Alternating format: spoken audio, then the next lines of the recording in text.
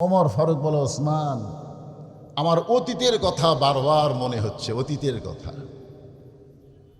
ওসমান গনি বলতেছে, আমির আল মুমিনিন, আপনার অতীতের খবর কি? ওমর ফারুক বললেন, অতীতে আমি খালার বাড়িতে রাখালি করতাম। সন্ধ্যার সময় ছাগল নিয়ে যখন বাড়িতে আসতাম, আমার খালা আমার কান ধরে বলতো, ওমর, কয়টা ছাগল নিয়ে গেলে, কয়টা ফেরত আনলে?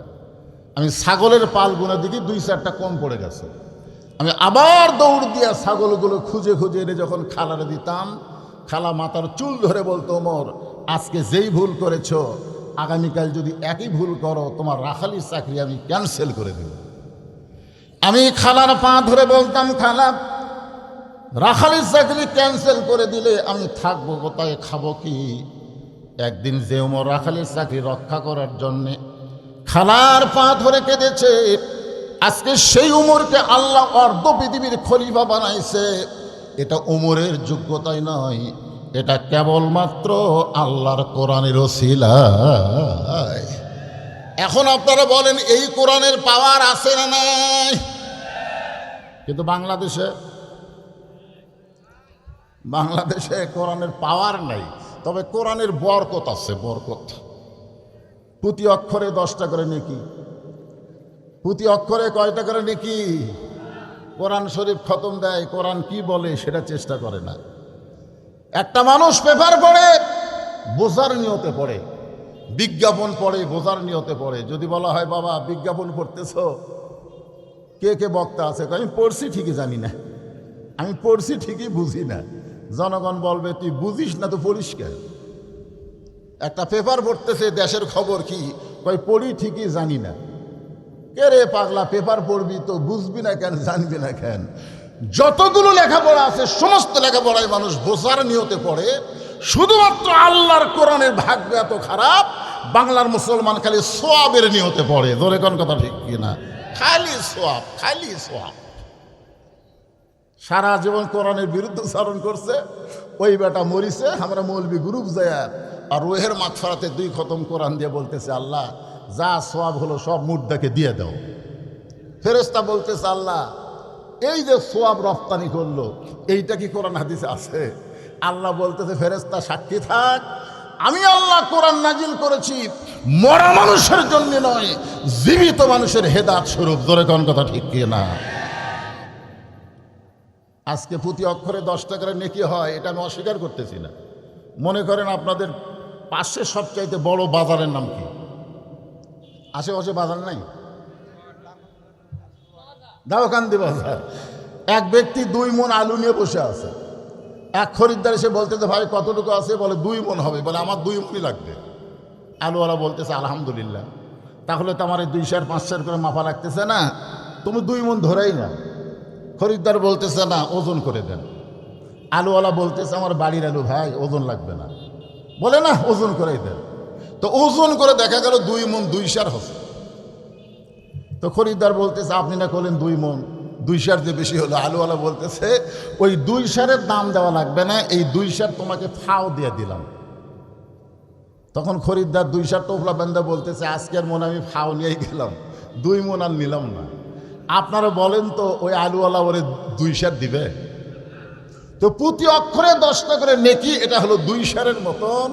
আর কোরআন মোতাবেক নিজের জীবন পরিচালনা করা, এটা হলো 2 মণের মতন। তো আমরা 2 মণ না নিয়ে খালি 2 সের ফাও নিবার চালে আল্লাহ দিবে? জোরে বলেন, দিবে? এই জন্যে খুবই খেয়াল করে কথাগুলো শুনতে হবে। আল্লাহ কেন বললেন, লিয়াবলুয়াকুম আইয়ুকুম আহসানু আমালা, তোমাদেরকে সুন্দর আমলের পরীক্ষা হবে। হযরত ওমর আল্লাহর এই কোরআনের কারণে অর্ধজাহানের খলিফা হয়ে গেলেন। এই কোরআন যে কেমন কিতাব, এইটা নিজের চোখে দেখার জন্য আমল তো করতেইছেন, আবার নিজের চোখে একটু আল্লাহর কোরআন দেখার দরকার আছে না নাই? আপনারা তো দেখেন নাই, খালি শুনছেন। আজকে একটু দেখাও আর শোনেন। হযরত ওমর ছদ্মবেশে মদিনার অলি গলি ঘুরতেছেন। হঠাৎ হযরত ওমর দেখতে পায় বিস্তীর্ণ মরুভূমি। ওই মরুভূমির মধ্যে একজন রাখাল উট আর দুম্বা চড়ায়। হযরত ওমর শুধুমাত্র আল্লাহর কোরআন দেখার জন্যে রাখালকে সালাম দিলেন, আল্লাহর কোরআন শোনার জন্যে না, আল্লাহর কোরআন দেখার জন্যে। ধরে কারণ কিসের জন্যে? দেখার জন্যে। রাখালকে সালাম দিলেন, আসসালামু আলাইকুম রাখাল ভাই, আমার পেটে ক্ষুধা লাগছে, আমি উটের এক পেয়ালা দুধ চাই। রাখাল মুসকি মুসকি হাসে। ওমর ফারুক বললেন, রাখাল হাসো কেন? বলে হাসার কারণ হলো তুমি আমারে সালাম দিলা, উটের দুধ চাইলা, আমি তোমার সালামের উত্তর দেব না, উটের দুধও দেব না। ওমর ফারুক বললেন, আমার অপরাধ কি? রাখাল বলতেছে, তোমার এক নম্বর অপরাধ হলো আগে তোমার পরিচয় দাও, আগে তোমার পরিচয় দাও। ওমর ফারুক চিন্তায় পড়ে গেলেন, আমি ছদ্মবেশে আল্লাহর কোরআন দেখার জন্যে ছদ্মবেশ ধারণ করেছি, আর রাখাল যখন আমার পরিচয় চায়, আমি পরিচয় দিলে তো গুমুর ফাঁস হয়ে যাবে। এমন সময় আল্লাহর কোরআন বলে, ওমর, রাখাল যখন তোমার পরিচয় চাইছে, তুমি আসল পরিচয় দাও। আসল পরিচয় প্রধানমন্ত্রী না, আসল পরিচয় প্রেসিডেন্ট না, আসল পরিচয় বক্তা না, আসল পরিচয় এমপি না, আসল পরিচয় হলো মিল্লাতা আবিকুম ইব্রাহিম হুয়া সাম্মাকুমুল মুসলিমিন। আল্লাহু আকবার। ওমর, তুমি তোমার আসল পরিচয় দাও। ওমর ফারুক বললেন, রাখাল ভাই, তুমি যখন আমার আসল পরিচয় শুনতে চাও, আমার পরিচয় হলো আমি একজন মুসলমান। রাখাল মুসকি মুসকি হাসে। ওমর ফারুক বলে, আবার হাসো কেন? বলে হাসার কারণ হলো আসল না নকল। তুমি যে মুসলমান দাবি করলে, তুমি কি আসল মুসলমান না ভেজাল মুসলমান? আপনারা বলেন তো, মুসলমানের মধ্যে আসল নকল আছে? যেরকম আছে। বাংলাদেশের শতকরা 92% মুসলমান। হিসাবে দেখা গেছে বাংলাদেশে 100 জন মানুষের মধ্যে 92% মুসলমান। এর মধ্যে আসল মুসলমান কত ভাগ?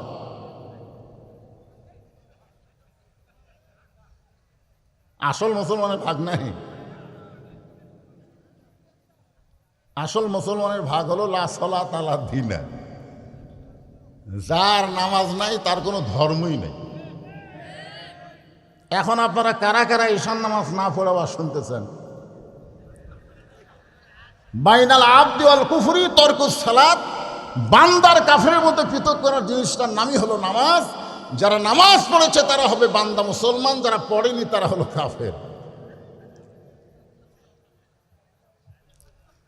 রাখাল বলতেছে, পথিক, তুমি যদি আসল মুসলমান হও তাহলে তুমি দুধ চাইলা কার কাছে? ওমর ফারুক চুন করছে। ওটা আর তোলার দরকার নেই, ওটা সরে শুনতো বাতাসে বারবার। ওমর ফারুক চমকে উঠছে। রাখাল বলতেছে, তুমি যদি আসল মুসলমান হও তুমি দুধ চাইছো কার কাছে? ওমর ফারুক চমকে ওটা বলতেছে, ভাই আসলেই তো চাই। রাখাল বলে, প্রতীক শোনো, আসল মুসলমান যারা হবে তারা চাওয়ার ব্যাপারে সতর্ক থাকবে। দরকার হলে ফাঁসির মঞ্চে যাবে, কিন্তু রাষ্ট্রপতির কাছে বাঁচার দরখাস্ত লিখবে না।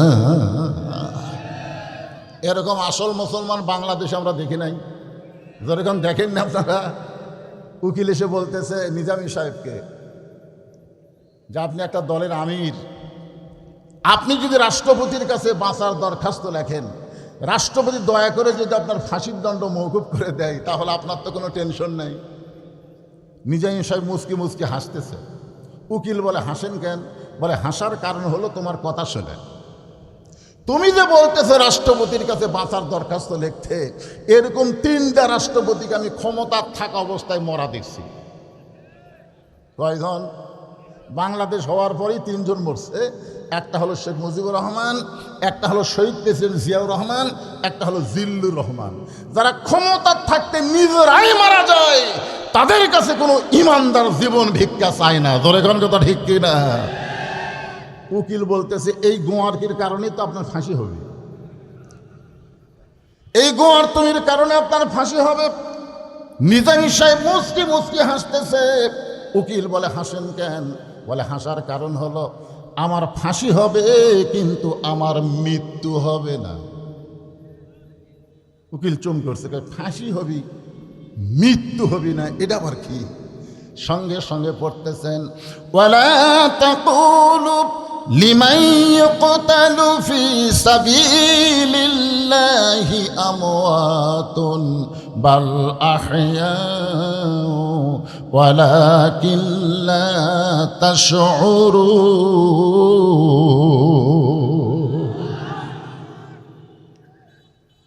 রাখাল বলে, পথিক, তুমি যদি আসল মুসলমান হও তাহলে তুমি দুধ চাইলা কার কাছে? ওমর ফারুক বলতেছে, রাখাল ভাই, চাওয়ার ব্যাপারে আমার ভুল হয়ে গেছে। রাখাল বলতেছে, ভুলটা যখন স্বীকার করেছ, আল্লাহ তোমাকে তওবা করার সুযোগ দিয়েছে। যারা মাগরিব ইশার নামাজ না পড়ে ওয়াজ শুনতেছেন, আল্লাহ কিন্তু আপনাকে সুযোগ দিছে, তওবা করার সুযোগ দিছে। আল্লাহ বলতেছে, নিয়ত করো, ফজর থেকে এক ওয়াক্ত নামাজ বাদ দিবা না। এই নিয়ত করা মাত্রই যত নামাজ না পড়ার পাপ হয়েছে আল্লাহ সব মাফ করে দিবে। কি ফজর থেকে নামাজ ধরা যায়? যতই ওয়াজ করি কাম হবে না। কারণ নবুয়তের 10ম বৎসরে আল্লাহ নবীকে 5 ওয়াক্ত নামাজ দিয়েছে। নবী 5 ওয়াক্ত নামাজ নিয়ে মক্কায় 3 বছর ছিলেন। কয় বছর? 3 বছর। একদিন নবী আল্লাহকে বলেন, আল্লাহ আপনি যত জায়গায় নামাজের কথা বলেন সব জায়গায় আছে আকিমুস সালাত, নামাজ কায়েম করো, নামাজ কায়েম করো, কিন্তু নামাজ তো কায়েম করার পরিবেশ মক্কায় পাচ্ছি না। আল্লাহ বলেন, হাবিব আপনি হচ্ছেন মক্কার ইমাম, কিন্তু নেতা কি? আপনার মতন ভালো মানুষ যদি ইমাম হয় আর আবু জেহেলের মতন জালেম যদি নেতা হয়, ওই জায়গায় নামাজ পড়া হবে কিন্তু নামাজ কায়েম হবে না। নামাজ কায়েম করতে গেলে যিনি ইমাম হবে তাকেই নেতা হওয়া লাগবে। ধরে কোন কথা ঠিক কি না? আমি যতই নামাজের ওয়াজ করি আর যতই আপনারা কোন ফজর থেকে ধর্ম, কাম হবে না। আল্লাযীনা ইম্মাক্কান্নাহুম ফিল আরদ, মুসলমানের মধ্যে কাউকে যখন ক্ষমতার চেয়ার দেওয়া হবে, তার 1 নম্বর দায়িত্ব হলো নামাজ কায়েম করা। নামাজ কি করা? বক্তার ওয়াজ দিয়ে নামাজ কায়েম হবি না পাগলা। নামাজ কায়েম করবার গেলে সংসদ থেকে নামাজের বিল পাস করতে হবে। ধরে কোন কথা ঠিক কি না? আপনাকে রাজশাহীর একজন এমপি মুজিবুর রহমান, নাকি অধ্যাপক মুজিবুর রহমান, ইনি এইবার সংসদে ফাটানো একটা ভাষণ দিছে। ধরে কোন কথা ঠিক কি না?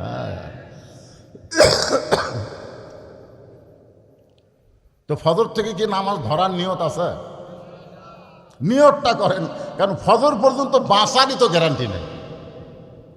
এখান থেকে বাড়ি যাওয়ারই গ্যারান্টি দিবার পারতেছেন না, তাহলে ফজর পর্যন্ত বাঁচবেন তার গ্যারান্টি কি আছে? তো নিয়তটা করি, ইন্নামাল আমালু বিন্নিয়াত। সবাই নিয়ত করছেন ইনশাল্লাহ? রাখাল বলতে যে পথিক, ভুলটা যখন স্বীকার করেছ তাহলে আল্লাহ তোমাকে তওবা করার সুযোগ দিয়েছে। উমরের চোখ দিয়ে দর দর করে পানি পড়তেছে। আল্লাহ, তোমার কোরআন যখন দুনিয়াতে চালু থাকবে, উমর যদি ভুল করে একটা রাখাল পর্যন্ত ভুলটা ধরার সাহস পাবে। সুবহানাল্লাহ না কেন?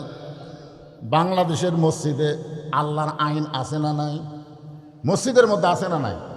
ইমাম সাহেব টাইটেল পাস, দাওরা পাস, আসরের নামাজ 4 রাকাত, 2 রাকাতে বসা লাগে, 4 রাকাতে বসা লাগে। কিন্তু ইমাম সাহেব একদিন হঠাৎ করে 2 রাকাতে বসেছে, আবার 3 রাকাতেও বসে গেছে। ইতিমধ্যে এক অটো ভ্যান চালক ওই 4 নম্বর কাতার থেকে বলতেছে আল্লাহু আকবার। ইমাম মনে মনে করতে, যতই লোক মাদে আমি উঠতেছি না। আমি যে এই যে বসেছি 41 সালের আগে আমার তো লেখে, এই মনে করে যদি ইমাম সাহেব বসাই থাকে স্বৈরাচারী হয়ে, আপনারা বলেন তো মসজিদের মুসল্লি কার পক্ষে যাবে? নেতার পক্ষে না ভ্যানালার পক্ষে? কেন ভ্যানালার পক্ষে যাবে? কারণ মসজিদে কোনো নেতার আইন চলে না, মসজিদ আমার আল্লাহর হুকুম চলে। এখানে নেতা আল্লাহর হুকুম নবীর তরিকা মোতাবেক থাকলে আমরা তাকে ইক্তেদা করব, আল্লাহর হুকুম নবীর তরিকা বাদ দিলে তাকে লোকমা দিব, সংশোধন না হলে তাকে বাদ দিয়ে নতুন করে আবার নেতা বানাবো। জোরে কোন কথা ঠিক কিনা? তাহলে মসজিদে যদি আল্লাহর আইন চলে, বাংলাদেশে চলবে না কার? মসজিদ কার? বাংলাদেশ কার? সবাই আঙ্গুল দিয়ে দেখায়, হুজুরে দেখতেছেন না এই সাইট এটা আমার, ওই সাইটে যা দেখতেছেন আমার ভাইয়ের, ওই সাইটে আমার বাপ চাচার, এই সাইটগুলো সব আমাদের। তো সবই যদি তোমাকে হয় আল্লাহ, তখন বলে হুজুর আল্লাহটা দেখবার গেলে 2 মিনিট হাঁটা লাগবে। 2 মিনিট হাঁটা মসজিদের সামনে গিয়ে বলতে তো হুজুর এখানেও আল্লাহর কিছু ছিল না, আমার চাচা 10 শতক আল্লাহ দান করছে, আর আমরা টাকা পয়সা দিয়ে আল্লাহ ঘর বেনা দিছি। ফেরেশতা বলতেছে আল্লাহ এই দেশের নাম কি, যেই দেশে তোমার কিছুই নাই, ওর চাচা জায়গা দিলে তোমার জায়গা হয়, আর ওরা টাকা পয়সা দিয়ে ঘর বানা দেয়, এই দেশের নাম কি? আল্লাহ বলো এই দেশের নামই হলো বাংলাদেশ রে। ওই দেশে আমি আল্লাহর চাইতে গরিব কেউ নাই রে। বর্তমানে বাংলাদেশে আল্লাহ সবচাইতে গরিব। আজকে আল্লাহর কোরআনের শিক্ষা যারা করতেছে, এমপির বেটা, মন্ত্রীর বেটা, সচিবের বেটা কিন্তু কোরআন শিখতেছে না। অধিকাংশই যারাই কোরআন শিখতেছে গরিবের সন্তান। জোরে কোন কথা, ঠিক কথা বলেন। আল্লাহও গরিব, আল্লাহর কোরআনও গরিব। আজকে কোরআনের হক কথা আমরা বক্তা বলবার গেলে 2-1টা সচিব আসা, নেতা আসা টুটি চাপে ধরবার চাই, হুজুর জাকাত খায়, ফেতরা খায় মৌলবি হোসেন, আবার বড় বড় ভাষণ মারতেছেন। কি ভাবতেছেন? ওমর ফারুক চোখের পানি বের করে বলে আল্লাহ তোমার কোরআনের রাষ্ট্র যখন দুনিয়াতে চালু থাকবে, ওমর যদি ভুল করে একটা রাখাল পর্যন্ত ভুল ধরার সাহস পাবে। ঠিক আছে, আপনার ইয়া করেন, রেডি? মহিলাদের মধ্যে পুরুষের মধ্যে রেডি হয়ে যান। খালি ব্যাগ না নামেন, 2-3 মিনিটের মধ্যে আদায় কমপ্লিট করে আমার একটা আওয়াজ হবে। অসুবিধা আছে ভাইজান? এরকে ভিতরে খালি এই করতেছে, এই করতেছে। হুজুর না জানে ওয়াজের কোন জায়গায় কি করে, লোকজনকে উঠে দৌড়ি মারে। আবার গতকাল তো বৃষ্টি হতে বুঝলেন না, হঠাৎ আজকে কিছুই হবে না, কালো মানুষ হচ্ছে, ম্যাক থাকবে না, কোনো টেনশন করেন না। এই ব্যাগালা পাটি ভেতর নামো, একজনও লড়াচড়া করবেন না, একজনও না। যাদেরকে দায়িত্ব দেওয়া হয়েছে তারা ভিতরে ঢুকতেছে, দিয়ে দেন, সবাই দিয়ে দেন, জীবনের শেষ দান মনে করে দিয়ে দেন। এখান থেকে বাড়ি যাওয়ার গ্যারান্টি যখন দিবার পারতেছেন না, তখন আপনি দিয়েই দেন না ভাই। আল্লাহর কোরআনকে মহব্বত করে, কোরআনকে ভালোবেসে আল্লাহর হস্তে দিয়ে দিবেন। ছিঁড়া ফাটা টাকা দান দিয়েন না, টেপ মারা টাকা, ছিঁড়া টাকা, পানালা লেয় না, সালা ধরে না, ওই টাকা দান দিয়েন না। আল্লাহ বলেছেন লান তানানুল বিররা হাত্তা তুনফিকু মিম্মা তুহিব্বুন, তুমি যেইটা মহব্বত করবা ওইটাই তুমি আল্লাহ রাস্তায় দিয়ে দিবা, কারণ আল্লাহ নেবে না তো। আপনি যেটা দান করতেছেন, আল্লাহ কি ফকির নাকি? এই আল্লাহ কি ফকির? আল্লাহ বলেছেন ওমা তুনফিকু মিন শাইইন ফি সাবিলিল্লাহি ওয়াফা ইলাইকুম ওয়া আনতুম লা তুজলামুন, তোমরা যা দিবে আমি আল্লাহ দুনিয়াতেই তার 10 গুণ তোমাকে ফিরাই দিব, আর আখিরাতে আমি আল্লাহ তোমাদেরকে পুরস্কার স্বরূপ জান্নাত দিয়ে দিব। বলেন সুবহানাল্লাহ। এই জন্য সবাই বেশি বেশি দিয়ে দেন, আল্লাহর রাস্তায় দিয়ে দেন। আমার মা বোনদের কাছেও আদায় হচ্ছে। আমার মায়েরা চিন্তা করবেন না, আপনাদের জন্য আলোচনা আছে। মা, সুন্দর আলোচনা করব, পর্দা নিয়ে, ফাতিমা নিয়ে, কোনো টেনশন নাই। আসমান ভালো আছে, আমি অনেক দিন পরে এলাকায় এসেছি, প্রাণ ভরে আলোচনা হবে। অসুবিধা আছে? কোনো সমস্যা নেই। সবাই ব্যাগের মধ্যে দিয়ে দেন, জিকির করেন লা ইলাহা ইল্লাল্লাহ, লা ইলাহা। আপনাকে রে নির্দিষ্ট লোক দিবেন, আবার অন্য কেউ ব্যাগ লিয়ে যান, আরেক সাইড না মারে আপনাকে রে। হ্যাঁ, আচ্ছা আচ্ছা, ঠিক আছে। অনেক জায়গাতে এরকম হয়, ব্যাগ দিতে 22টা পাওয়া গেছে 18টা, 4টা গেল গুটি, এরকম হয়তো আমরা মাহফিলই দেখতেছি ভাই। ঠিক আছে, এখানে সেটা নাই। দিয়ে দেন, সবাই দিয়ে দেন। জিকির একজন ওঠা বসা করবেন, উঠবেন কেন? আপনি টাকা না যদি দিবার পারেন, জোর করা হবে না আপনার কাছে। যেভাবে সুন্দরভাবে শুনতেছেন এভাবে শুনতেই থাকবেন। খালি ব্যাগটা আদায় হয়ে গেলে ইনশাল্লাহ এক টানা এদের আর কোনো টেনশন নাই। স্টেজের উপরে যারা বসে আছেন, চেয়ারে যারা বসে আছেন, আপনারও কি ব্যাগের মধ্যে দিবেন না? আপনারা যদি মনে করেন হুজুর আমরা ব্যাগের পার্টি না, আমরা স্টেজের উপর 500, 2000, 5000 টাকা দিবার চাই, এরকম যদি কেউ থাকেন তাহলে এখানে দিতে পারেন। এই ব্যাগ আদায়ের মধ্যেই। আজকের মাহফিলের এমপি সাহেব তো আসে নাই, এমপি সাহেবের প্রতিনিধিও আসেনি। এটাই তো ভাই, আপনি কি ব্যাগের মধ্যে দিবেন? না না, ব্যাগের মধ্যে হাতত দেন, আমার হাতত দেন না, গোপনে ভালো, প্রকাশ্য আছে। তাবুকের যুদ্ধে আল্লাহর নবী প্রকাশ্য দাম চেয়েছে। আল্লাহ রাসূল বলেছেন কে কত পারো দাও, কে কত পারো দাও। মানুষ খালি গোপন দানের ধান্দা করে। গোপন দান কোন ব্যাপারে রাসূল বলেছেন? যে আপনার নিকট আত্মীয় কেউ হঠাৎ গরিব হয়ে গেছে, এমন সম্ভ্রান্ত বংশের লোক হঠাৎ ঋণগ্রস্ত হয়ে গেছে, সেই লোকগুলোকে আপনি গোপনে দান করবেন, তার যেন সম্মানের ক্ষতি না হয়। এটা আবার সব জায়গার মধ্যে ঢুকে ফেলে দিয়েছে। গোপনে দান করাই ভালো। গোপনে কাক দেওয়া লাগবে সেটা দেখা লাগবে। আবার তাবুকের যুদ্ধে আল্লাহ রাসূল প্রকাশ্যে চাইছে কে কত পারবা দাও। আজকে প্রকাশ্যে তোমার দেওয়া দেখে আর একজন উৎসাহ পাবে, উৎসাহের জন্য প্রকাশ্যে দান করাও চলবে। 2000 টাকা আল্লাহর একজন বান্দাকে দিল, জজ সাহেব মাশাআল্লাহ 2000 টাকা দান করেছে, আল্লাহ তার দান কবুল করে। এরকম যদি কেউ থাকেন ভাইজান, আবার আদায়ের জন্য যে 10-20 মিনিট নষ্ট করা তা করা হবে না। আদায় ব্যাগের আদায় হলে ইনশাল্লাহ আদায় শেষ। এখানে ডোনার আছে, এখানে মানুষ দেয়, এই জন্যে ফজিলতের বয়ান দিয়ে আদায় করার কোনো দরকার আছে নাই। সবাই একটু জিকির করেন লা ইলাহা ইল্লাল্লাহ, লা ইলাহা ইল্লাল্লাহ, লা ইলাহা ইল্লাল্লাহ মুহাম্মাদুর রাসূলুল্লাহ সাল্লাল্লাহু আলাইহি ওয়াসাল্লাম। ওমর ফারুক বলে রাখাল, তাহলে আমি তওবা পড়তেছি। রাখাল বলে তুমি মূর্খ মানুষ, তুমি তওবা কেমনে পড়বা? আমি তোমাকে তওবা পড়াই, তুমি আমার সঙ্গে তওবা পড়ো। ওমর ফারুক শ্রম করে বলতেছেন রাখাল, আমার মধ্যে মূর্খামির তুমি কি দেখলে? রাখাল বলতেছে চাওয়ার ব্যাপারে যে সতর্ক হয় না, ও হলো সবচাইতে বড় মূর্খ।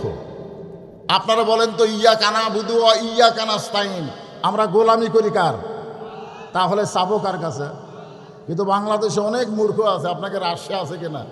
আমাদের বগুড়াতে আছে। আমার দয়াল বাবার দরবারেতে কেউ ফিরে না খালি হাতে। আপনারা বলেন তো দয়াল বাবার দরবারেতে কেউ ফিরে না খালি হাতে, এই কথা বলা তাওহীদ না শিরক? জোরে বলেন তাওহীদ না শিরক? আল্লাহর ধন নবীরে দিয়ে আল্লাহ আছে গায়েব হইয়া, নবীর ধন খাজানিয়া শুয়ে আছে আজমিরে, কেউ ফিরে না খালি হাতে খাজারে তোর দরবারেতে। নাউজুবিল্লাহ হবেন না? এই জন্যে রাখাল বলে ফকির আমি তওবা করাই, তুমি আমার সঙ্গে তওবা পড়ো। এবার রাখাল হযরত ওমরকে তওবা পড়াচ্ছে। ওমরের চোখ দিয়ে দর দর করে পানি পড়তেছে। পানি পড়ার কারণ হলো আল্লাহর কোরআন যখন সমাজে চালু থাকবে, ওমর যদি ভুল করে একটা রাখাল পর্যন্ত তাকে তওবা পড়ানো। কোরআন আছে কিন্তু কোরআন দিয়া রাষ্ট্র চলে না, ওই রাষ্ট্র গোটাটাই অন্ধকারে নিমজ্জিত। জোরে কোন কথা ঠিক কিনা? আল কোরআনের আলো ঘরে ঘরে জ্বালো। সংসদেও বলা লাগবে না, ঘরেও কোয়া চলবে না, অ্যাঙ্গেলে মার দেওয়া লাগবে। পারবেন? আমি যেই বলবো আল কোরআনের আলো, আপনারা বলবেন সব জায়গায় জালো। আল কোরআনের আলো। আচ্ছা, সব জায়গার মধ্যে সংসদ আছে না নাই? সচিবালয় আছে না নাই? আপনাদের রাজশাহী আছে না নাই? তার মানে বোঝা গেল সংসদের কথা বললে একদল মনে করবে এরা রাজনীতি করতেছে, আর যদি বলেন সব জায়গায় জালো তখন বুঝবে আসল কথা বলতিছে। ধরে কোন ঠিক কিনা? এই জন্যে গলা ছাড়ে সবাই আবার একটা স্লোগান দিয়ে আলোচনা ফিরে আসবো। আল কোরআনের আলো, কোরআন হাদিস যেখানে, দুনিয়ার মুসলমান লিল্লাহে তাকবীর। আপনারা বলেন তো দুনিয়ার মুসলমান এক হয় কোন জায়গা? হ্যাঁ, মসজিদের মধ্যে। দেখবেন মসজিদে আওয়ামী লীগ সামনে কাতার, বিএনপি দ্বিতীয় কাতার, জাতীয় পার্টি তৃতীয় কাতার, যুদ্ধ অপরাধী জামাত চতুর্থ কাতার। এরকম কোনো মসজিদ দেখছেন আপনারা? বরং আমার নিজের চোখে দেখা, ডান পাশে আওয়ামী লীগ, বাম পাশে বিএনপি, মাঝখানে জামাত। এখন হুজুর আসেনি, সামনে কে যায়? তিনজনে তো কাতার সোজা করছে, কিন্তু হুজুর যে আসেনি ভাই, এখন সামনে কে যায়? তখন আওয়ামী লীগ জামাত ইসলাম বলতেছে তুই সামনে যা, তুই সামনে যা। জামাত ইসলাম বলতেছে ভাই আমি যুদ্ধ অপরাধী, বাহিরের কথা ভিতরে চলবে না, ভিতরে আমরা সব দল এক কাতার। ধরে বলেন কথা ঠিক কিনা? তাহলে আল্লাহর ঘর মসজিদে যদি 14 দল 20 দল ভাঙ্গে এক কাতার হতে পারে, আল্লাহর বাংলাদেশেও সব দল ভাঙ্গায় এক দল হতে পারে। ধরে কোন কথা ঠিক কিনা? কখন হবে? যখন বিশ্বাস করবে বাংলাদেশও আল্লাহর, মসজিদও যার, বাংলাদেশও তার। এই বিশ্বাসটা আমাদের অন্তরে আনতে হবে। ওমর ফারুক তওবা পড়ার পরে বলতেছে, ও রাকাল ভাই, আল্লাহর হস্তে উটের এক পেয়ালা দুধ দাও, যেই দুধটা পান করে আমি ক্ষুধা তৃষ্ণা নিবারণ করতে চাই। তওবা করার আগে বলেছিল, ও রাকাল ভাই, উটের এক পেয়ালা দুধ দাও। তওবা করার পরে বলতেছে আল্লাহর ওয়াস্তে। কার হস্তে? ও রাকাল ভাই, আল্লাহর হস্তে উটের এক পেয়ালা দুধ দাও। রাখাল মুসকি মুসকি হাসে। ওমর ফারুক বলে, রাখাল আবার হাসতেছো কারণ কি? বলে, হাসার কারণ হলো তওবা করার পরে তুমি আবার মুনাফিকি করলে। ওমর ফারুক চমকে করছে, এ রাখালেই তওবা করার পরে আবার মুনাফিকি কেমনে করলাম? রাখাল বলতেছে, লিমা তাকুলু মা লা তাফালুন, তোমার কথার সাথে কামের মিল নাই। তুমি জুলাই সনদ মেনে নিয়েছো, ভিতরে এই রাইখা এখন আবার প্রকাশ করতেছে, যদি না মানতাম তাহলে ভোট যদি পেঁচা যেত। জোরে কোন কথা ঠিক কিনা? আমার মুখের কথার সাথে কাজের মিল থাকার দরকার আছে না নাই? জোরে কোন আছে না নাই? রাখাল বলে, পথিক পথিক, তুমি অন্তর থেকে বলো তো, আমি কি উটের মালিক? ওমর ফারুক বলতেছে, না, তুমি তো উটের মালিক না, তুমি তো রাখাল। আর মালিক বাদ দিয়ে রাখালের কাছে আল্লাহর হস্তে চাইলেও রাখাল দিবার পারবে না। যার প্রমাণ আমি নিজে বহু মাহফিলে বলেছি।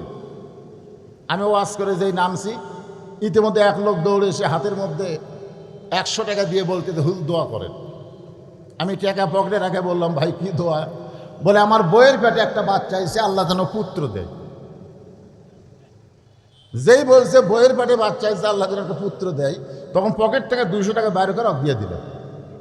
ওই বলতে, যে হুজুর আমি তো টাকা চাইনি, আমি দোয়া চাইছি।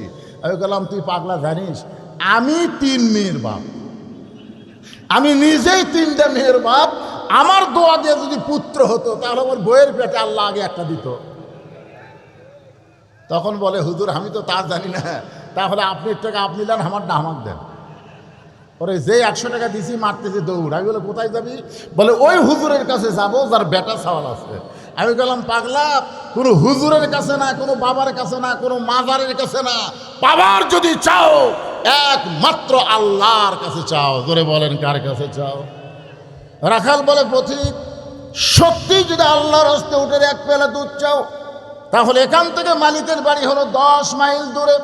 ওই 10 মাইল দূরে মালিকের বাড়ির দরজায় গিয়ে বলো, মালিক, তোমার রাখাল উট আর দুম্বা চড়াই, তুমি মালিক যদি হুকুম দাও তাহলে রাখাল আল্লাহর হস্তে উটের এক পেয়ালা দুধ দিবে। ওমর ফারুক বলে, রাখাল ভাই, অত দূর কষ্ট করে মালিকের বাড়ি যাওয়ার দরকার নাই, বরং তোমাকে এই 2টা টাকা দিলাম, এই 2টা টাকার বিনিময়ে তুমি উটের এক পেয়ালা দুধ দাও। রাখাল চিল্লা বলে, পথিক, তুমি কি হযরত ওমরকে চিনো? জোরে কান সুবহানাল্লাহ। রাখাল বলতে, পথিক, এ রাস্তার পথিক, তুমি কি হযরত ওমরকে চিনো? হযরত ওমর আল্লাহর কোরআন দিয়ে রাষ্ট্র চালায়। ওমরের গুপ্ত বাহিনী যদি দূর থেকে দেখবার পায় তুমি আমার 2 টাকা ঘুষ দিছ, আর মালিক বাদ দিয়ে তোমাকে উটের এক পেয়ালা দুধ দিলাম, তাহলে তোমাকেও ধরবে, আমাকেও ধরবে। এই বয়সে কি তুমি ধরা পড়বার চাও? ওমর ফারুক বলে, রাখাল ভাই, তাহলে চলো আমরা পাহাড়ের গুহার মধ্যে যাই। ওই গুহার মধ্যে গিয়া আমি গোপনে তোমাকে 2টা টাকা দিব, তুমি গোপনে উটের এক পেয়ালা দুধ দিবা। ওমরের গুপ্ত বাহিনীও দেখতে পাবে না, তোমার মালিক, রাখালের মালিক, ও জানতে পারবে না। রাখাল চিল্লে বলে, তুমি ভণ্ড, তুমি ভণ্ড, তুমি ভণ্ড। ওমর ফারুক বলে, রাখাল, আমার মধ্যে ভণ্ডামির কি দেখলাম? রাখাল চিল্লে বলে, পথিক,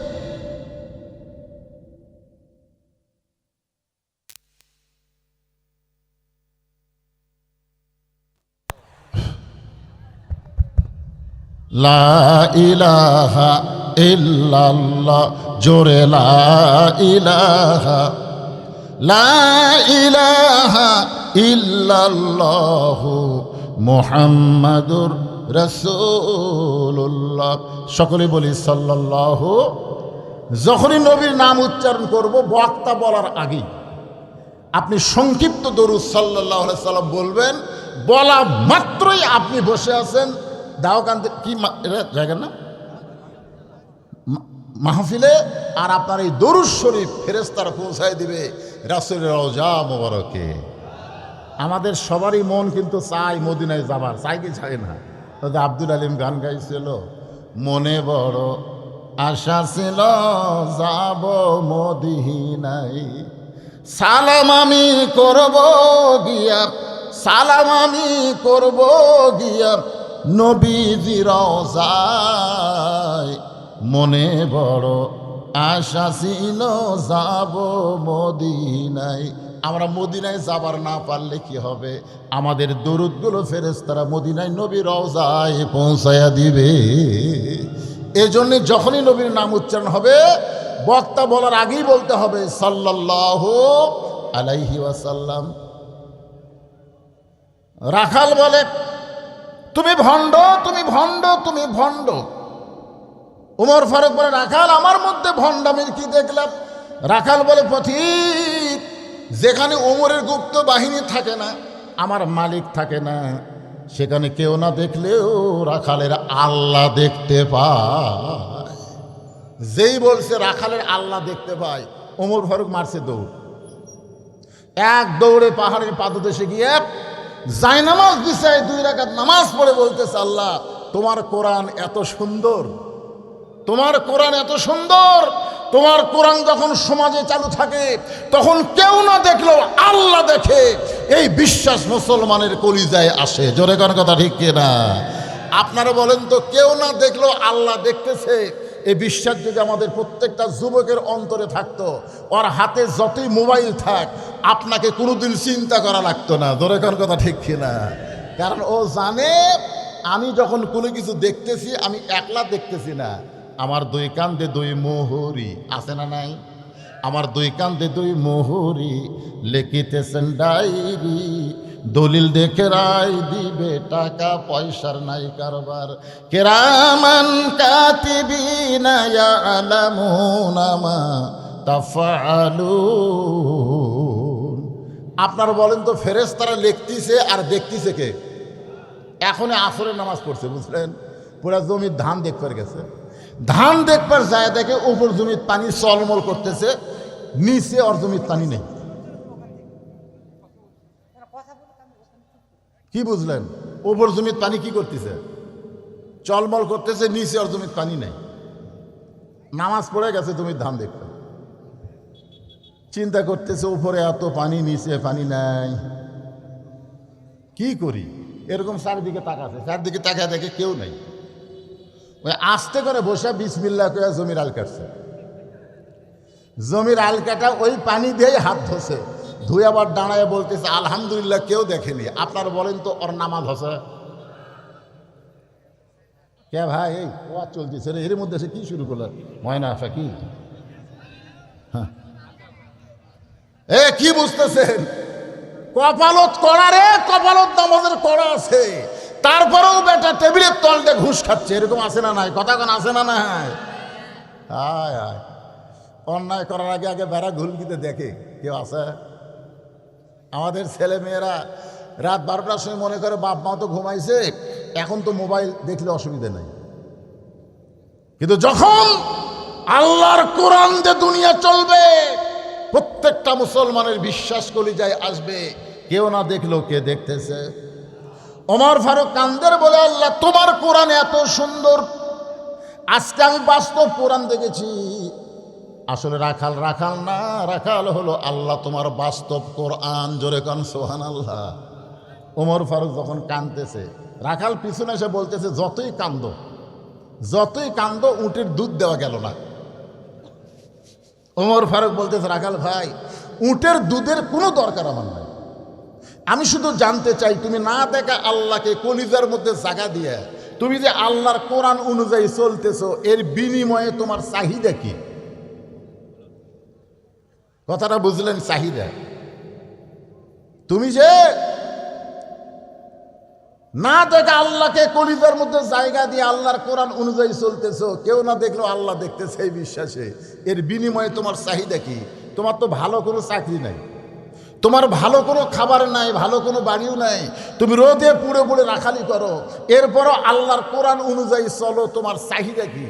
রাখাল বলতেছে, পথিক আমার চাহিদার কথা যখন শুনতে চাও তাহলে শোনো, আমার চাহিদা হলো রব্বানা, সকলে পড়েন আমার সঙ্গে, রব্বানা আতিনা ফিদ দুনিয়া হাসানাতাও ওয়া ফিল আখিরাতি হাসানা ওয়া কিনা আযাবান্নার।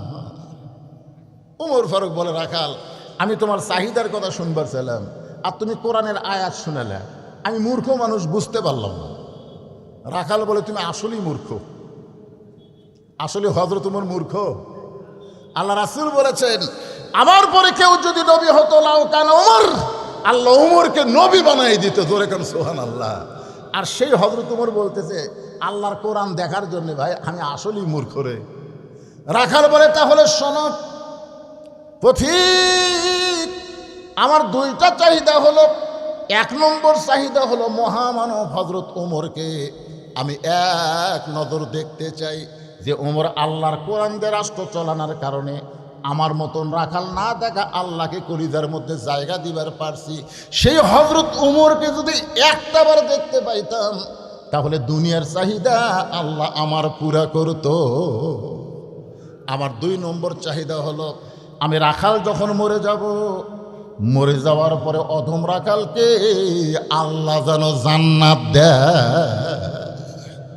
ওমর ফারুক দৌড়ে এসে রাখালের হাতটা খপ করে ধরে 3 বার চুমা খাবে, 3 বার। রাখাল কয়, পাগল টাগল নাকি, আমার ঘামা হাতে তুমি 3 বার চুমা খেলে? ওমর ফারুক বলে, রাখাল তোমার 2 নম্বর চাহিদা আল্লাহ পুরা করছে, তোমার 2 নম্বর চাহিদা আল্লাহ পুরা করছে। মরার সঙ্গে সঙ্গে আল্লাহ তোমার জন্য 8টা জান্নাতের দরজা খুলে দিবে। আপনারা সুবহানাল্লাহ কোন, কিন্তু রাখাল সুবহানাল্লাহ কয় না। ওমর ফারুক বলে, রাখাল মরার সঙ্গে সঙ্গে আল্লাহ তোমার জন্য 8টা জান্নাতের দরজা খুলে দিবে। রাখাল সুবহানাল্লাহ কয় না। সঙ্গে সঙ্গে ওমর ফারুক কোরআনের আয়াত তেলাওয়াত করতেছেন, ইন্নাল্লাযীনা ক্বালু রাব্বুনাল্লাহু সুম্মা ইসতাকামু তাতানাজ্জালু আলাইহিমুল মালায়েকা আল্লা তাখাফু ওয়া লা তাহজানু ওয়া আবশিরু বিল জান্নাহ। এরপরেও রাখাল সুবহানাল্লাহ কয় না। ওমর ফারুক বলে, রাখাল মরার পরে আল্লাহ তোমার জন্য 8টা জান্নাতের দরজা খুলে দিবে, তুমি সুবহানাল্লাহ কও না কেন? রাখাল মুচকি মুচকি হাসি আর কয়, মরার পরে জান্নাত, ওইটা শুনে সুবহানাল্লাহ কব, ওইটা তো বাকি। নগদ হযরত ওমরকে কেমনে দেখতে পাবো সেই কথা বলতে তোর কোন জায়গা বাঁচে? একটা হলো নগদ, একটা হলো বাকি। আমরা যদি বাংলাদেশে যদি ভালো মানুষের শাসন দেখতে না পাই, আমাদের আখেরাত কোনোদিনও ভালো হবে না। ধরে কোন কথা ঠিক কথা বলেন ভাইজান? রাখাল বলতেছে, রব্বানা আতিনা ফিদ দুনিয়া হাসানা, আমার দুনিয়ার সৌন্দর্য হলো মহামানব হযরত ওমরকে এক নজরে দেখা। সে হযরত ওমরকে একটা নজর কেমনে দেখবো সেই কথা না বলে মরার পরে 8টা জান্নাত পাবো, এ বাকি কথা শুনে আমি সুবহানাল্লাহ কই না। ওমর ফারুক চিন্তাত পড়ে গেল, আমি যে ওমর, এই কথা রাখালকে কেমনে বলবো? যে রাখাল আমাকে তওবা পড়াছে, জোরে কোন কি পড়াছে? যে রাখাল আমাকে মুনাফিক কইছে, যে রাখাল আমাকে ভণ্ড কইছে, যে রাখাল আমাকে তওবা পড়াইছে, মুনাফিক কইছে, ভণ্ড কইছে, এখন যদি বলে ভাই আমি ওমর, বলাও সারা, রাখাল হাত ফেল করে মরাও সারা। ওমর রাস্তাতে গেলে শয়তান কয়দিন যায় না? জোরে বলেন কয়দিন? এখন যদি বলে রাখাল তুমি তো ওমরক দেখবার চাও, আমি রে, এই শোনা মাত্র একবারে হাত ফেল করবে। ওমর ফারুক চিন্তায় পড়ে গেলেন, আমি যে ওমর, এইটা রাখালকে কেমনে বলবো? এমন সময় আল্লাহর কোরআন সামনে এসে বলতেছে, উদউ ইলা সাবিলি রাব্বিকা বিল হিকমা। ওমর তুমি যে ওমর, এইটা রাখালকে যদি ডাইরেক্ট বলবার না পারো, তাহলে অ্যাঙ্গেলে ডোজ দাও। ওমর ফারুক বলে, রাখাল ভাই সত্যি যদি ওমরকে তুমি দেখতে চাও তাহলে ফজরের নামাজ তোমাকে সামনে কাতারে আদায় করা লাগবে। ফজর যদি সামনে কাতারে আদায় করো, মেহরাবের মধ্যে লক্ষ্য করে দেখবা যেই মানুষটা ইমামতি করতেছে ওই মানুষটি হলেন হযরত ওমর। আল্লাহর কোরআন দিয়ে যখন রাষ্ট্র চলবে তখন খালি সংসদের এমপিগিরি করলে হবে না, মাঝে মধ্যে মসজিদে ইমামতি করারও যোগ্যতা থাকা লাগবে। জোরে কোন কথা ঠিক কি না? ওমর রাখালকে কি বলতেছে, রাখাল ভাই সত্যি যদি ওমরকে দেখতে চাও তাহলে ফজরের নামাজ সামনে কাতার আদায় করা লাগবে। ফজর যদি সামনে পড়তে পারো তাহলে মেহরাবের মধ্যে যেই মানুষটাকে দেখবা ইমামতি করতেছে ওই মানুষটির নামই হলো হযরত ওমর। রাখাল বলতেছে, পথিক আমি একজন রাখাল হওয়ার কারণে আমি মসজিদের ভিতরে কোনোদিন ঢোকার সাহস পাই না, আমি বারান্দায় নামাজ পড়ি। ওমর ফারুক বললেন, তুমি বারান্দায় কেন নামাজ পড়ো? রাখাল বলতেছে, মসজিদের মধ্যে নবীর দামি দামি সাহাবী, ওই দামি দামি সাহাবীর মধ্যে আমি রাখাল কেমনে যাই? আমি একজন সাধারণ রাখাল কেমনে যাই? ওমর ফারুক বললেন, রাখাল ভাই তুমি বারান্দায় নামাজ পড়ো, তুমি কম দামি, আর মসজিদের মধ্যে নামাজ পড়ে তারা বেশি দামি। এই বুঝটা তোমারে কে দিল? আল্লাহর কোরআন বলতেছে, ইন্না আকরামাকুম ইনদাল্লাহি আতকাকুম। ওই ব্যক্তি সবচাইতে দামি হয় যার কলিজার ভিতরে আল্লাহর বেশি ভয়। আপনারা বলেন তো সবচাইতে দামি কে? হ্যাঁ, ইন্না আকরামাকুম ইনদাল্লাহি আতকাকুম। ওই ব্যক্তি সবচাইতে দামি হয় যার কলিজার মধ্যে আল্লাহর বেশি ভয়। রাখাল উমরকে যদি দেখবার চাও তাহলে ফজরের নামাজ তোমাকে সামনে কাতারে আদায় করা লাগবে। রাখাল শুধুমাত্র হযরত উমরকে দেখার জন্যে পরদিন ফজরের নামাজ আর বারান্দায় পড়বে না, নিয়ত করেছে সামনে কাতারে। ধরে কোন কাতারে? আপনারা বলেন তো, বারান্দায় যারা নামাজ পড়ে আর সামনে কাতারে যারা নামাজ পড়ে এই দুই দলের কাছে আজানের গুরুত্ব কি সমান? যারা বারান্দার নামাজ পড়ে এরা কিন্তু আকামতের গুরুত্ব দেয়, আর যারা সামনে কাতারে নামাজ পড়ে তারা আজানের গুরুত্ব দেয়। এতদিন রাখাল নামাজ পড়েছে বারান্দায়, কিন্তু আজকে সামনে কাতারে পড়বে। যেই মাত্র ফজরে আজান শুরু হয়ে গেছে, রাখাল বাড়ি থেকে বের হয়ে দৌড়ানোর মতন হাঁটা শুরু করেছে মসজিদের দরজায় গিয়া। ডান পা, আপনার যখন মসজিদের ভিতরে ঢোকেন কোন পা? শুধু ডান পা দিলে হবে না, জবান খুলে একটা দোয়া পড়া লাগবে, আল্লাহুম্মা ফতাহলি আবওয়াবা রাহমাতিক। রাখাল ডান পায়ে দোয়াটা পড়ে মসজিদের সামনে কাতারে যখন যাবার চায়, প্রত্যেকটা সাহাবী নড়ে সরে রাখালকে যাওয়ার রাস্তা করে দেয়। রাখাল কয়, কে রে? বারান্দার থেকে এতদিন কি ভাবলাম, বারান্দার থেকে মনে করছিলাম মসজিদের মধ্যে দামি দামি, আজকে ভিতরে ঢুকে দেখতেছি আমিও যাই এরাও তাই। আসলে বাইরে থেকে বোঝা যায় না, যা বুঝবেন ভিতরে ঢুকলে বোঝা যাবে। ধরে কোন কথা ঠিক কিনা? সামনে কাতার, একটা মুসল্লি লাগবে, এসপি খাড়া হয়ে আছে, আর একজন মুসল্লি হলে সামনে কাতার পুরা হয়। এসপি চিন্তা করে একটা মুসল্লি নাই, তাকায় দেখে দরজার চৌকিদার খাড়া হয়ে আছে। এসপি ডাকতে চাই, চৌকিদার বলে, না স্যার আপনি এসপি, আমি চৌকিদার। এসপি বলতেছে, পাগলা ওটা বেড়ার কথা, তুই চৌকিদার আমি এসপি, ওটা হলো বাহিরের কথা, ভিতরে আয়। তারপরে চৌকিদার ভয় যায় না, এসপি জায়গা ছাড়ে আসে চৌকিদার হায়, এই তোকে ডাকি তুই যাস না, ভিতরে নিয়ে যায়। চৌকিদারকে বলতেছে, আমার পায়ের গোড়ালির সঙ্গে গোড়ালি মিল কর, পায়ের গোড়ালির সঙ্গে গোড়ালি মিল কর। চৌকিদার বলতে, স্যার আমার পায়ের গোড়া কিন্তু ফাটা, আপনার কিন্তু তেলতেলা।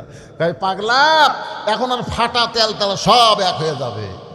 চৌকিদার পায়ের গোড়ালির সঙ্গে এসপির গোড়ালি যখন মিল করে, চৌকিদারের চোখ দিয়ে দর দর করে পানি পড়ে। চৌকিদার বলে, আল্লাহ, ভিতরে এত শান্তি এটা বাহির থেকে বোঝা যায় না। এই কারণে আল্লাহ বলেছেন, উদখুলু ফিস-সিলমি কাফা। আল্লাহু আকবার, স্বয়ং আল্লাহু আকবার। এলা স্লিপ দেওয়ার আগে ধরবেন, সব ওয়াজই হবে, কেবল তো শুরু হয়েছে। আমি কি আসমানের অবস্থা খারাপ? বৃষ্টি আসবি নাকি? আমার মা বন্ধুর দিকে যাবারই পানি। ইতিমধ্যে একজন আমার স্লিপ দিয়েছে, সিয়ারত নামাজ হবি কেনা, এ সিয়ার ফিয়ার সব ওয়াজই হবে, অসুবিধা নাই। এই ওয়াজের মধ্যে সব ওয়াজ আছে। একটু মনোযোগ দিয়ে শোনেন। রাখাল যাইতে যাইতে একেবারে সামনে কাতারে, জোরে গান সুবহানাল্লাহ, একের মেহরাব বরাবর সামনে কাতারে রাখাল। ফজরের আগে 2 রাকাত সুন্নত আছে না নাই? আচ্ছা, ফজরের আগে যে 2 রাকাত সুন্নত পড়া হয়, এই 2 রাকাত সুন্নতের দাম কত আপনারা জানেন? জানেন না? ফরজের পূর্বে যে 2 রাকাত সুন্নত পড়া হয়, আসমান জমিন বিক্রি করলেও ওই 2 রাকাত সুন্নতের সমান হবে না। বলেন সুবহানাল্লাহ। রাখাল ফজরের পূর্বে 2 রাকাত সুন্নত নামাজ পড়ে চুপটি করে বসে আছে, চুপটি করে বসে আছে। মনের মধ্যে খালি আশা, কাক দেখবে? ওমরক দেখবে। ইতিমধ্যে এক সাহাবী মসজিদের মধ্যে ঢুকে দেখে জায়গা দখল।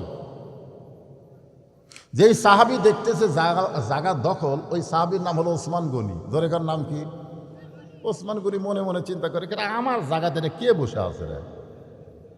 আপনারা বলেন তো, ইমামের জায়গা ছাড়া মসজিদে কোনো মুসল্লির নির্দিষ্ট জায়গা আছে? তাহলে ওসমান গনি কেন বলতেছেন যে আমার জায়গাতে কে বসে আছে? ওসমান গনি এই কথাটা বলার সাহস কোথায় পাইল? এই সাহসটা ওসমান গনির না, সাহসটা আল্লাহর নবী দিয়েছেন। আল্লাহর নবী বলেছেন, আমি যতদিন ইমামতি করব, আমি বরাবর যিনি পিছনে থাকবে তার নাম হলো আবু বকর। আবু বকর রাদিয়াল্লাহু যখন ইমাম হবে, আবু বকর বরাবর যিনি পিছনে থাকবে তার নাম হলো উমর। উমর যখন ইমামতি করবে, উমর বরাবর পিছনে যিনি থাকবে তার নাম হলো ওসমান। ওসমান যখন ইমামতি করবে, ওসমান বরাবর পিছনে যিনি দাঁড়াবে তার নাম হলো আলী। আলী যখন ইমামতি করবে, আলী বরাবর পিছনে। এই কথা বলে নবী কারো নাম কয় না। সাহাবারা বললেন, ইয়া রাসূলুল্লাহ, হয়তো আলী যখন ইমামতি করবে, আলী বরাবর পিছনে। রাসূল বললেন, মা ইয়ানতিকু আনিল হাওয়া ইন হুয়া ইল্লা ওয়াহয়ুন ইউহা। আমি রাসূল বলতে পারি না যতক্ষণ আল্লাহ না বলায়। ওই আলী পর্যন্তই হলো খোলাফায়ে রাশিদিন। জোরে কোন সুবহানাল্লাহ। তাহলে ওমর ফারুক যখন ইমামতি করবে, ওমর ফারুক বরাবর যিনি দাঁড়াবে তার নাম কি? আরো জোরে কোন। কিন্তু আসিয়া দেখে জায়গা দখল, একজন বসে আছে। আল্লাহ রাসূল তো বলেছে, মসজিদে কেউ যদি বসে, সে নিজের ইচ্ছায় যদি জায়গা না ছাড়ে, অন্য কেউ এসে তাকে তুলে দেওয়া যাবে না। সামনে কাতারে যদি কোনো গরিব মানুষ দাঁড়ায়, পিছনে কাতারে যদি কোনো জমিদার দাঁড়ায়, সামনে কাতারে গরিব হোক, সরে জমিদার ওখানে দেওয়া যাবে না। যদি গরিব বলে আপনি সামনে আসেন, তাহলে হবে। যত বড়ই হুজুর হোক, তার আগে যদি কেউ দাঁড়ায়, হুজুর যা বলতে পারবে না, তুই পিছনে যা, আমি সামনে যাই, এটা বলা যাবে না। কথাটা বুঝলেন আমার? যদি সে বলে, হুজুর আপনি আলেম মানুষ, আপনি পিছনে থাকবেন কেন, আপনি সামনে আসেন, সেটা ভিন্ন কথা। ওসমান গনি রাখালের পাশে গিয়া ফাঁকা জায়গা আছে, ওই জায়গার মধ্যে 2 রাকাত সুন্নত নামাজ আদায় করছে। আদায় করার পরে রাখালের দিকে 3 বার তাকাছে, খালি 3 বার। কয়বার? মানে কোনো দিনও তো দেখেনি। তো এখন ওসমান গনির জায়গার বসে আছে, সেই লোকটার দিকে একটু তাকানোর দরকার আছে না নাই? কিতাবে আছে 3 বার তাকাছে। 3 বার তাকাতে, এই মিয়া, মানে মূর্খ মানুষের দিকে আপনি খালি বারবার তাকে দেখেন, ওর যা মেজাজ হয়ে, বুঝলেন? রাখাল এত জোরে, এই মিয়া বারবার কি দেখো মিয়া। ওসমান গনি লাভ দিয়ে উঠছে। আল্লাহ রাসূল বলেছেন, আমার যত সাহাবী সবচেয়ে শরম বেশি, নরম বেশি, তার নাম হলো ওসমান গনি। ধরে কেন সুবহানাল্লাহ। ওসমান গনি লাভ দিয়ে উঠছে। লাভ দিয়ে বলতেছে, ভাইজান খালি পরপর 3 বার তাকাছি, আপনি এত গরম, আপনার পরিচয় বলে? আমার পরিচয় হলো আমি একজন রাখাল। যেই বলছে আমার পরিচয় আমি একজন রাখাল, ওসমান গনি মুচকি মুচকি হাসতেছে। মুচকি মুচকি হাসার কারণ হলো, রাখাল যারা হবে তাদের ভাষা নরম থাকলে হবে না, রাখালের ভাষা একটু গরম হওয়া লাগবে। জোরে কোন কথা ঠিক কিনা? আল্লাহ রাসূল বলেছেন, প্রত্যেকটা অভিভাবককে আল্লাহ রাখালের দায়িত্ব দিয়ে দুনিয়াতে প্রেরণ করেছে। প্রত্যেকটা অভিভাবকের উপরে রাখালের দায়িত্ব আছে না নাই? জোরে কোন আছে না নাই? এখন অভিভাবকরা মনে করতেছে, হুজুর আমার তো গরু নাই, আমার ছাগল নাই, আমি কিসের রাখালি করব? আপনি চোখ বন্ধ করে দেখেন, আছে। চোখ বন্ধ করে দেখেন, আছে। আপনার বাড়িতে 42 বছরের একটা গাভী আছে, দেখেন। আপনি চোখ বন্ধ করে দেখেন, আপনার বাড়িতে 22 বছরের একটা আইডিয়া আছে, আইডিয়া। আপনি ভালো করে চোখ বন্ধ করে দেখেন, আপনার বাড়িতে 17 বছরের একটা বকনা আছে। এটা রূপও করতে বললাম। 42 বছর হলো বউ, 22 বছরের হলো ছেলে, 17 বছর হলো মেয়ে।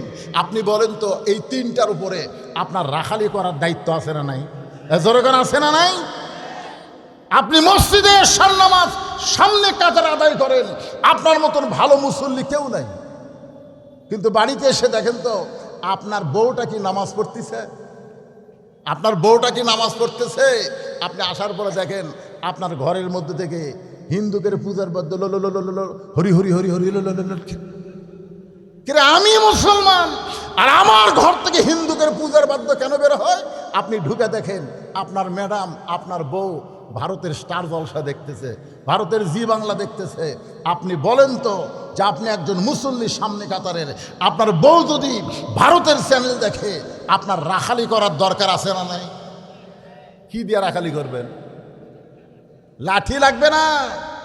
আপনি রিমোট কন্ট্রোল হাতে নিয়ে টিভি বন্ধ করে বলেন, বিবি রে, তুমি যাদের চ্যানেল দেখতেছো ওই ভারত আমাদের 400 বছরের পুরাতন বাবরি মসজিদ ভাঙ্গা ওই জায়গাতে রাম মন্দির বানাচ্ছে। ভারতে রাম মন্দির বানানোর বহু জায়গা আছে, কিন্তু অন্য কোনো জায়গায় রাম মন্দির না বানায়া আমাদের মসজিদ ভাঙ্গা মন্দির বানাচ্ছে। যেই ভারতের লোকেরা আমাদের মসজিদ ভাঙ্গা মন্দির বানায়, সেই ভারতের চ্যানেল দেখা যাবে। আপনার বউ 2 কান ধরে বলবে, এ কথা আমাকে আগে করবেন না। দেখবেন আপনার বউয়ের কাছে আর কোনদিন রাখালি করা লাগবে না, ভারতের চ্যানেল তওবা করে বাদ দিবে।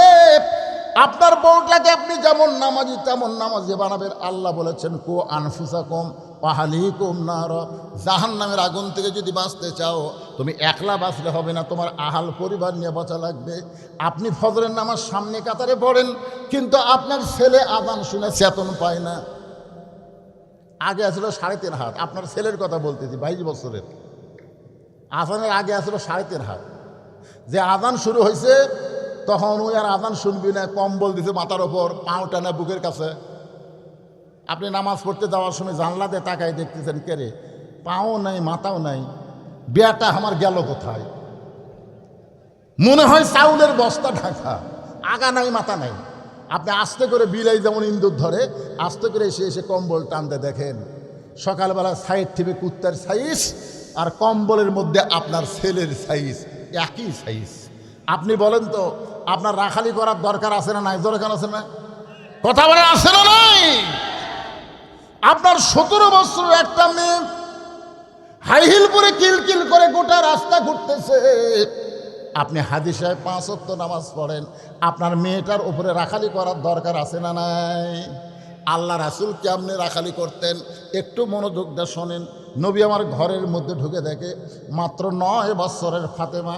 আমার মায়েরা যারা পর্দার অন্তর একটু মনোযোগ দিয়ে শোনেন, মা 9 বছরের ফাতেমা হাতের মধ্যে ছুরি দিয়া মুস্কি মুস্কি হাসতেছে। মেয়েটার বয়স হলো মাত্র 9 বছর। নবী দেখার পরে সঙ্গে সঙ্গে নবী ঘর থেকে বাইরে যায়। ফাতেমা চমকে গেল, যেই বাবা ঘরের মধ্যে ঢুকে আমাকে মা মা বলে আদর করে, আর সেই বাবা ঘর থেকে কেন বাইরে যায়? বারান্দায় গিয়ে দেখে নবীর চোখটা দরদর করে পানি পড়তেছে। ফাতেমা হাঁটু গেড়ে বসে বললেন, বাবা, ও বাবা, কি দুঃখে আপনি এমন করে কাঁদতেছেন? রাসূল বলে, ফাতেমা, যে দুনিয়াতে সাজবে না, আল্লাহ তার আখিরাতের শ্বাস কমায়া দিবে। শুধু এইটুকু কথা বলেছে, আর বেশি বলে নাই। সঙ্গে সঙ্গে ফাতেমা হাতের চুরি খুলে মাটির ফাইলা দেয়। চুরি খুলে যেই মাত্র ফাতেমা মাটির ফাইলা দিছে, নবী আমার চুরি 2টা করেছে আমার পকেটে